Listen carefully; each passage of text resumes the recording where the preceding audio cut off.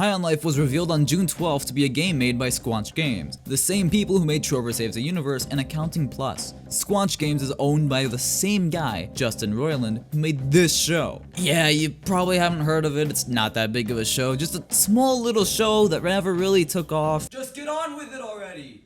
Okay, so High on Life is a game that when revealed was immediately given a slap of shame from gamers for its both great and atrocious dialogue. But is it still worth slapping? Is the game overall better than its controversial trailers? Does it make you want to happily, or sadly, say, Wubba lubba dub dub? The story is a, special one. The story starts with your sister taking advantage of your parents being out of the house and is getting high off cocaine. After refusing to take some yourself, the two of you leave the house and feel a rumble, and immediately after starts an alien invasion by the alien gang G3. To defend yourself, you pick up a talking pistol from a dead alien which tells you that the invaders are going to enslave all humans and turn them into drugs. These G3 guys are gonna turn your whole species into drugs! You eventually decide to leave planet Earth to find extraterrestrial help to aid you in defeating G3 and taking back Earth. From there, you become an intergalactic bounty hunter, preparing for the final fight to save Earth. The story is a funny take on a 90s B-tier movie. It's like a sci-fi cocaine bear. The game Fucking did cocaine! The story is obviously quite wacky, but it's all a big fever dream, it just works. But what doesn't work all the time is the gameplay and its often clunkiness. High on Life is a first-person Metroidvania shooter, and does a lot of things right while also doing a lot of things wrong. Each area of the game nets you a new item or weapon to use, which will then aid you on the rest of your quest. Each item has its own personality, talking in their own specific ways, and giving you their own set of, sometimes adult, jokes. How do we get out of here? With my tether ability! I'm more than just a knife, you racist!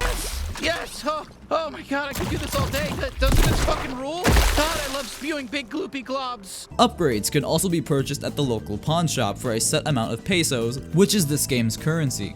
The game is a simple Metroidvania, but is executed very well here. But I did state that there are some issues with the gameplay. The controls themselves are fine, but can often feel a bit mushy, and with no options to change the controls, you are stuck with it throughout the entire game. These controls can affect enemy encounters in big fights, which sadly feel dragged out. Once entering a fight, all enemies will know your position and will charge right at you. Their AI doesn't seem to be advanced at all, as they really don't take cover. The fights themselves can be fun, but slowly the game gets quite monotonous. Unlike the gameplay, the visuals never look monotone. The game is always bustling with colors and life. One look at this game and you can tell that there was effort put into its visuals, and the game brings its world to life with its lively animations and its poppy environments. The character models are distinct in their own cartoony ways, making them feel as residents of this world, but also giving each one individuality. This game is overall a great looking game on next-gen and PC. It really does show that with time, developers are able to make games that look good and, well, sort of run good.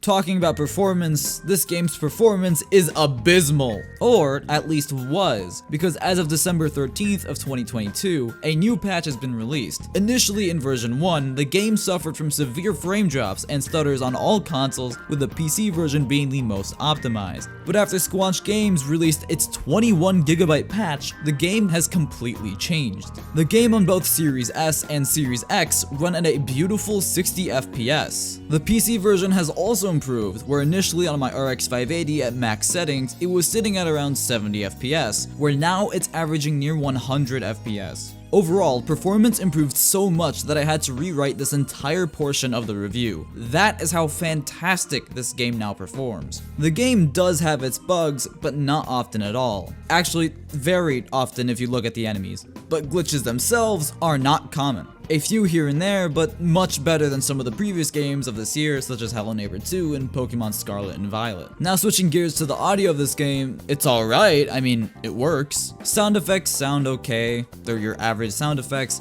Some of the music in this game is actually quite my style, so I do like it, but overall, it's acceptable with no issues. Now the juicy part comes from the dialogue of the game, which, much like a steak, has its juicy melting goodness of flavor, while also having its tough to swallow pieces of fat. Now when the dialogue works, it works really good. Like the guns will engage with the environment, they'll know where you are, and they'll change what they're saying based on where you are. It's actually really cool that they implemented this in the game, because most games don't have talking weapons, but this one does, and they used it to its full capabilities. The weapons can have arguments between each other, which can be funny, and can even give them personality. Like I said, when the dialogue works, it works really well. They did a really great job with just portraying the world through not just visual environment, but also through what is said from the weapons who have lived in this world. The game's fair share of jokes and visual gags makes the game a joy to play through, but only if those jokes land. Some of the game's jokes are repeated multiple times, making whatever impact there was supposed to be feel diminished and forced on the player, much like how Knifey always makes stabbing jokes. Nice to meet you. I'm Knifey. Now use me. Let me fucking stab these cocksucking in. Not as good as stabbing, but still pretty good. Oh, they look stabbable. Use me on them. I want blood. Each weapon will talk a lot, and they can get annoying really fast as they are stuck to you the entire game. Luckily, there are settings to reduce the amount of dialogue from weapons and from enemies so they're not constantly bantering in your ear. Overall, the comedy in this game is for a specific taste and age. If you don't like it, it probably won't grow on you for the decent playtime this game provides. Personally, I still haven't beaten the game yet, and I'm sitting near the 3-hour mark, with this game having an estimated playtime of about 10 hours to beat the story and 20 to 25 hours to 100% the game. This game is a decent length, but a bit short for its asking price at $59.99. But it is also included with Game Pass, so if you have the service, you can go and download it right now. Overall, High on Life is a wacky but enjoyable adventure. Despite its shortcomings, I am still going to happily play the game and going to give it a 7.5 out of 10. If you already have Game Pass, then I say to try the game out for yourself and see if it's worth your time. If you made it to the end of the video, consider hitting the like button and subscribe to the channel for more reviews just like this. Until the next fever dream, peace out.